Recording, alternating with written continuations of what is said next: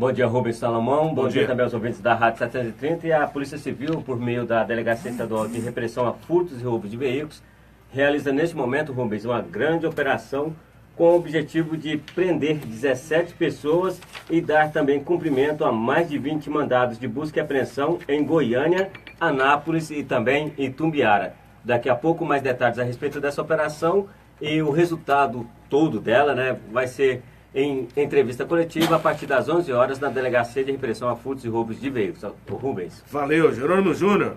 Na reportagem 730, você tem mais detalhes aqui ao longo da programação. Programa Cidade Fala, a partir das 9 da manhã também, no portal 730.com.br. 7h35, e o Ministério Público de Goiás, em parceria com a Controladoria Geral da União, a Controladoria Geral do Estado, o Tribunal de Contas dos Municípios, Federação Goiana dos Municípios e Associação Goiana dos Municípios, realizou o evento Diálogo com os órgãos de controle municipal. O encontro teve o objetivo de apresentar o projeto Cidade Transparente, uma iniciativa que propõe a mobilização institucional visando melhorar o índice de transparência dos municípios. Para a gente falar sobre este assunto, recebemos hoje aqui na 730 o coordenador do Centro de Apoio Operacional de Combate à Corrupção e Defesa do Patrimônio Público do Ministério Público Estadual, o promotor Bruno Barra Gomes. Promotor, muito obrigado pela presença aqui na 730. Bom dia. Obrigado, bom dia aos ouvintes. Esse evento que foi realizado ontem com um bom público, aproximadamente 250 pessoas, nós pudemos conversar com controladores internos, prefeitos municipais e outros servidores sobre assuntos do dia a dia que são de interesse tanto dos municípios quanto dos órgãos de controle, que somos o Ministério Público, o CGU, o TCM, etc. Falamos sobre transparência, mas também sobre controle interno. E qual era o público? É quem trabalha na fiscalização, quem trabalha diretamente com a gestão municipal? Exato. Qual era o público? Exatamente, quem trabalha mais próximo do prefeito municipal, que são assuntos que vemos que a lei determina várias que o município tem que cumprir, várias obrigações quanto à transparência, por exemplo, e muitos municípios ainda não cumprem. E isso prejudica a própria sociedade, que tem que ter acesso, tem direito, o cidadão tem direito de ter acesso às informações, tudo que se passa no âmbito do poder público municipal. Eu falei aqui que a intenção era melhorar o índice de transparência. Tem um índice, tem números para medir isso? Sim, é feito um diagnóstico anualmente, esse ano já é o 5º ano. A cada ano vem melhorando um pouco, mas ainda é muito devagar ao nosso ver. Esse índice hoje, numa pontuação que vai de 0 a 100, a média dos municípios está em 56 pontos. Isso significa que praticamente metade das informações não está acessível para a população. Então, a ideia desse trabalho agora, o Ministério Público já vem atuando, mas agora de uma forma mais intensiva e trazendo a sociedade para esse debate, é de melhorar essa pontuação bastante. Doutor, quem pode ajudar o Ministério Público nessa tarefa? Ou melhor dizendo, o cidadão pode, porque a impressão que a gente tem é que é impossível o Ministério Público estar dentro de todas as prefeituras. Algumas controladorias internas trabalham muito mais para a prefeitura do que para a legislação, a população, para a ética. A população pode ajudar? Quem pode ajudar? Exatamente. Esse problema da controladoria interna é um dos assuntos que foi tratado ontem, é muito grave. Tem muitos servidores que ainda são comissionados nessas áreas e o certo é que eles sejam efetivos. As controladorias que estão mais organizadas, há um resultado, os gestores narram que há um resultado muito melhor para a administração. Tem que se entender que o controlador ele atua para o gestor e não para fiscalizar o gestor. Né? E isso é uma cultura que tem que ser mudada, né? Mas enfim, esse assunto específico do controle interno, esse é o nosso desafio. Quanto à atuação do cidadão em si, é mais no âmbito do que a gente chama de controle social, que é o que o cidadão, não só na hora que ele vai votar, mas durante o mandato do gestor que foi escolhido, ele pode, mas ele deve sim, como cidadão, exercer essa fiscalização sempre que possível. Tem um telefone, né? para ligar e falar, o Ministério Público aqui não tem transparência, por isso, tem um telefone? Sim, existe em cada município o telefone 127, que já vai cair na Promotoria de Justiça. Sim. E tem também a ferramenta Denuncia Aqui, que fica no site do Ministério Público, procurando o banner Combate à Corrupção, Denuncia Aqui. Essa denúncia vai ser distribuída para a comarca onde for o fato que foi narrado, né? Site do Ministério Público, mp.go.gov.br. Lá você encontra o banner, denuncie aqui. Sim. E aí, qualquer tipo de denúncia, não só para transparência, né? Exatamente. mp.go.gov.br. A Horácio. respeito da controladoria interna das prefeituras, tem alguma prefeitura que serviria de exemplo no interior de Goiás, que o senhor acha que está mais avançado nessa área? Eu não tive oportunidade de conhecer no interior, eu fiz uma visita à Controladoria Geral de Goiânia, atualmente eles estão numa boa situação, né? Ainda Da mesmo... prefeitura de Goiânia, Sim, né? eles mesmos dizem que tem que melhorar, mas já existe um quadro efetivo razoável. Mas tem municípios, certamente tem, fizemos um diagnóstico, não sei agora nominar quais, tem alguns que estão em boa situação, mas a maioria ainda precisa melhorar. Quanto aos seguintes pontos: servidores serem efetivos, ter uma estrutura mínima, ter capacitação desses servidores, né, e ter uma legislação adequada. Mas é uma coisa que a gente percebe, e nós jornalistas percebemos muito quando a gente lida com os controladores internos, é que eles não, boa parte eles não sabem direito para quem trabalha, qual é a função, o que eles fazem, por que estão ali. O senhor já percebeu isso? Sim. Pois é, o Ministério Público orientou no encontro de ontem esse pessoal para falar: olha, a função de vocês é essa, age assim. Sim, e foi muito questionado por vários que estavam lá sobre essa questão da responsabilidade, que é algo que eles se preocupam muito. E o procurador do TCM, que estava fazendo a exposição sobre esse ponto, foi muito claro, né, ao dizer que, inclusive, se o controlador interno verificar uma irregularidade e deixar de tomar as providências, ele pode responder junto com o gestor público. Prevaricação, né? Exatamente. E ele é corresponsável também, porque ele avaliza aquele procedimento. Lógico que às vezes é uma questão jurídica complexa, que ele não tem tanto conhecimento, mas se há um erro grave que ele deixa passar, ele também responde, porque o cargo, a função dele é justamente essa. O TCM, o Tribunal de Contas dos Municípios do Ceará, acaba de ser extinto, né? Agora, só 4 no Brasil, só 4 estados no Brasil ainda mantém o TCM, Goiás um deles. O senhor vê necessidade de existir um tribunal específico para os municípios? Ou pode ser como 23 estados da federação fazem, que é o TCE? O TCE absorve essas funções. A experiência de Goiás, tem 40 anos de TCM, é uma experiência boa. O TCM tem quadros muito bons, a gente tem contato com os servidores, sempre tem feito um trabalho muito bom. Não dá para ter uma avaliação de como seria se houvesse essa fusão, né? A princípio eles fazem um bom trabalho, não veríamos necessidade de uma extinção, mas caso houvesse, teria que haver uma boa estrutura de um novo Tribunal de Contas, porque a função que o TCM exerce em vários municípios é bastante importante e o que eles julgam encaminham para o Ministério Público cópia e servem para várias investigações, encaminham inclusive em número mais notícias ao Ministério Público do que o TCE atualmente.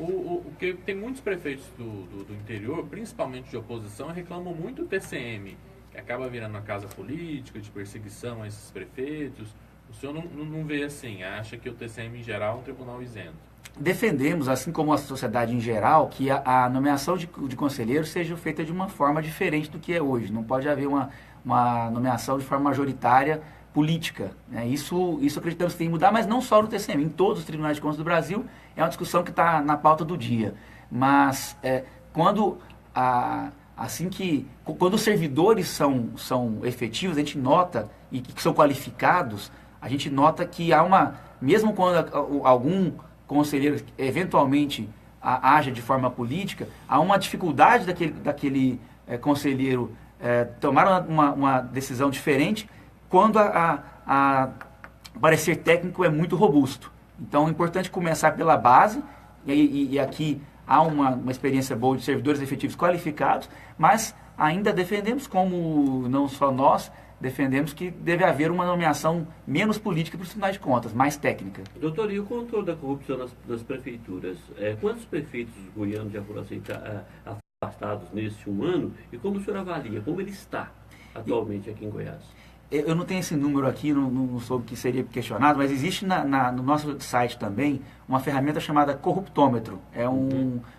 Todas as informações de promotorias relativas a investigações de combate à corrupção, abertura de investigação, ações de improbidade, elas já vão direto para essa ferramenta na internet. Então, o cidadão pode acompanhar em tempo real, essa é uma das nossas ferramenta de transparência, estamos falando sobre isso aqui hoje, né? Que o cidadão pode consultar essas informações no nosso site também. Mas agrada ao senhor como promotor aquilo que tem sido feito? Sim, a verdade tem o Ministério Público Estadual, o Ministério Público Federal, tem o trabalho dos tribunais de contas, na verdade uma rede, né, de combate à corrupção, não somos só nós. O judiciário também tem o seu papel importante, porque ele é que tem que dar as decisões, muitas vezes, de afastamento, de bloqueio de recursos. Em regra, temos conseguido avançar. Ainda não é o ideal, temos que melhorar ainda, mas o Ministério Público do Estado de Goiás, o Ministério Federal em Goiás também, temos notícias, tem trabalhado na sua capacidade ao máximo para combater a corrupção. Promotor, voltando àquela questão que o senhor falou na pergunta do Eduardo Horácio sobre a indicação dos conselheiros de tribunais de contas, né, TCM, TCE, e a gente está acompanhando essa situação que parece ser o caos completo, né, nessa possibilidade que é no Rio de Janeiro, com 5 conselheiros que foram presos, né, voltaram às atividades agora, e além disso, a indicação agora pelo governador de um outro deputado, que era o líder dele na Assembleia do Rio de Janeiro, que também foi citado na operação. Enfim, não dá para entender quando é que vai sair desse ciclo. Esse é o caso do Rio de Janeiro, mas é um exemplo terrível, digamos assim, né, do pior exemplo possível do que essa influência política pode causar num tribunal que tem a função de fiscalizar.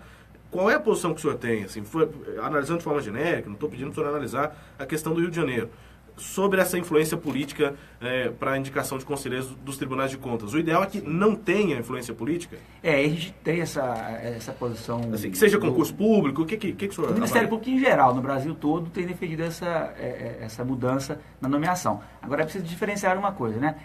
O fato de a nomeação ser política não significa automaticamente que vai haver corrupção, como houve no Rio de Janeiro, né? Lá no Rio de Janeiro houve constatação de corrupção, a princípio está sendo investigado, né, ainda, mas houve afastamento dos conselheiros já, e aqueles que foram afastados, que estavam em tese envolvidos, foram indicações políticas, mas nem sempre há uma vinculação direta. Pode acontecer, corrupção é um fenômeno, infelizmente, que pode acontecer de forma generalizada, pode acontecer também em nomeações técnicas, mas... Acho que a maior preocupação com a indicação política é o favorecimento. Sim. Não parecer, Exato. não é nem a questão da corrupção, né? E também que o trabalho não seja pautado pela técnica como deve ser, e sim pelas relações políticas, né? Então existe uma proposta de emenda constitucional em andamento, as associações do Ministério Público defendem que ela seja aprovada no sentido de mudar o tipo de nomeação. Mas, de toda forma, o que tem que se vigiar é se, independente da nomeação, se o trabalho está sendo feito, se o controle pelo Tribunal de Contas está sendo feito de forma técnica. Só para entender, a proposta é para concurso?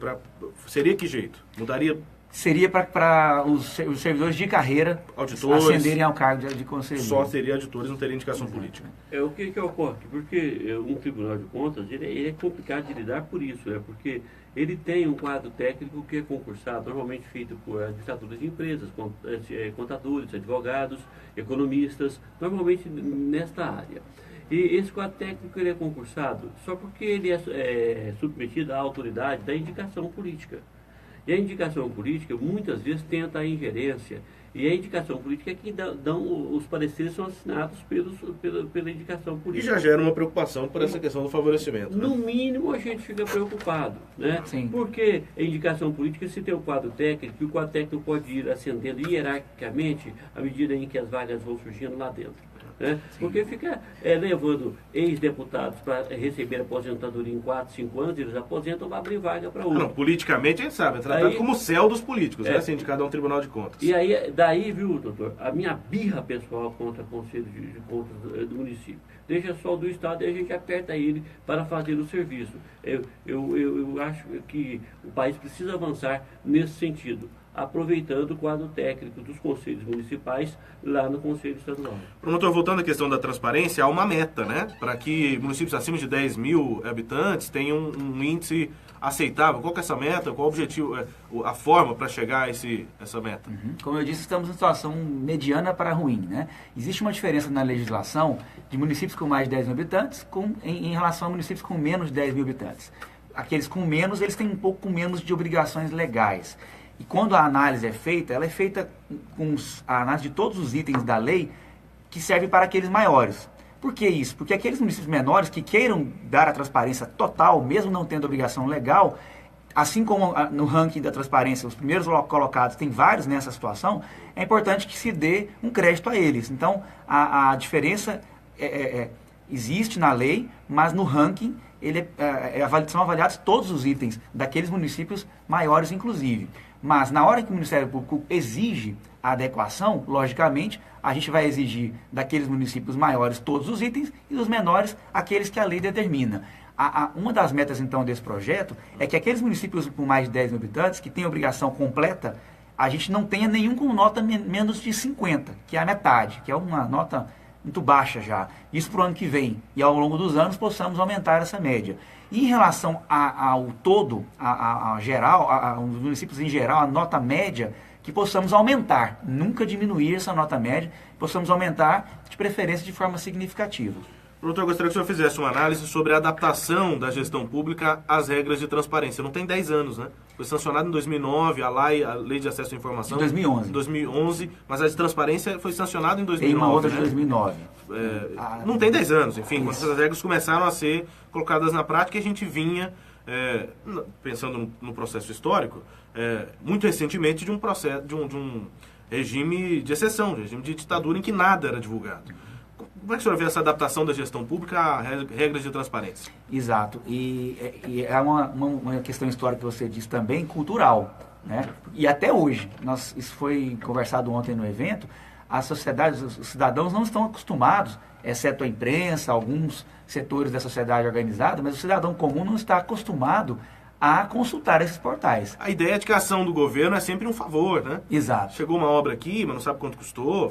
Pô, que bom, chegou a obra. Né? Isso. Agora, na questão jurídica também, há esse marco de menos de 10 anos. Né? No início houve muita polêmica, não sei, todos devem se lembrar, até quanto à questão de remuneração de servidores, associações foram contra a divulgação, entendendo que se violaria a intimidade do servidor, mas isso hoje é tranquilo, no sentido de que não há violação à intimidade, e isso é da regra da publicidade dos atos do poder público. Em síntese, a publicidade é a regra, o sigilo é a exceção. E essa lei, a segunda de 2011, ela trouxe quais são as hipóteses de sigilo. São aquelas que são, que aí sim, talvez alguma informação mais reservada do cidadão, ou aquelas que geram risco à segurança nacional, por exemplo. Mas não com o salário, né? Não, o gestor não pode escolher, isso aqui eu acho que é sigiloso e eu não vou mostrar para ninguém. E a gestão não é dele, a gestão é nossa, do povo, ele está apenas nos representando. E a transparência foi fundamental para combater, inclusive, super salários, né? Exato. Em todas as esferas de administração. Exato. Isso hoje até há uma discussão sobre isso com base nas consultas feitas aos portais. E existe também a questão da transparência passiva, que é quando a informação não esteja presente lá no site, no portal, que é chamada transparência ativa, na passiva o cidadão pode solicitar essa informação que não esteja lá e o poder público tem 20 dias para dar a resposta e prestar a informação. Que é pela lei, né? Exato. Doutor, o processo é novo. Eu percebo uma coisa, em alguns sites da transparência, não são em todos, não, mas em alguns, as pessoas não conseguem entender aqueles dados. A forma de apresentação torna muito difícil a análise. Há uma preocupação por parte do Ministério Público para simplificar isso, para dar um entendimento a quem acessar? Sim, os portais que são melhor avaliados, eles também são vistos sobre esse aspecto, que eles têm que ser de fácil visualização. Pegando hoje, a gente tem que, quando os exemplos são bons, nós temos que dizer, né? Uhum. O portal do Estado de Goiás hoje está em uma situação muito boa, a CGE tem feito um ótimo trabalho nesse ponto. Lá o cidadão pode entrar e verificar de forma separada convênios, remuneração de servidores, despesas, receitas. Contratos, esse é o ideal. Os contratos lá. Né? Esse portal foi analisado no outro ranking do MPF de 0 a 10 em 9,8. Então, esse pode ser um exemplo, lógico que o Estado tem uma estrutura maior, mas que de um portal acessível. Basicamente, a organização que pode facilitar esse entendimento, né? E a alimentação também, porque também não adianta ter um site bonitinho se lá nas informações não são atualizadas, não são alimentadas em tempo real, que é a forma como a lei determina. Eu sempre tive problema com contratos, que tinha lá algo é divulgado no Diário Oficial, e aí lá se mostra o número do contrato. Mas você não encontra esse contrato em lugar nenhum no portal de transparência. Esse é um exemplo de algo que tem que constar da licitação também. Por exemplo, um aditivo a um contrato. Aí, pô, aditivo é de tanto. Mas e o contrato inicial, né? É a obrigação que põe ele o conste. número do contrato lá Põe e o aí número. ele vai procurar e não acha. Ele tem Aquele que estar na número íntegra não e mais, ele tem que estar num formato que o cidadão possa inclusive gravar. Não é só aquele formato que tem uma foto. Que só dá para ler. Isso é obrigação da lei e ele tem que estar no formato também que sistemas que forem criados para cruzarem dados possam acessar esses dados para fazer cruzamentos. Horácio. Preocupa o senhor essa volta? Em 2013 teve a PEC 37, né, que tirava poder do Ministério, tentava tirar poder do Ministério Público, dar mais aos delegados e tal.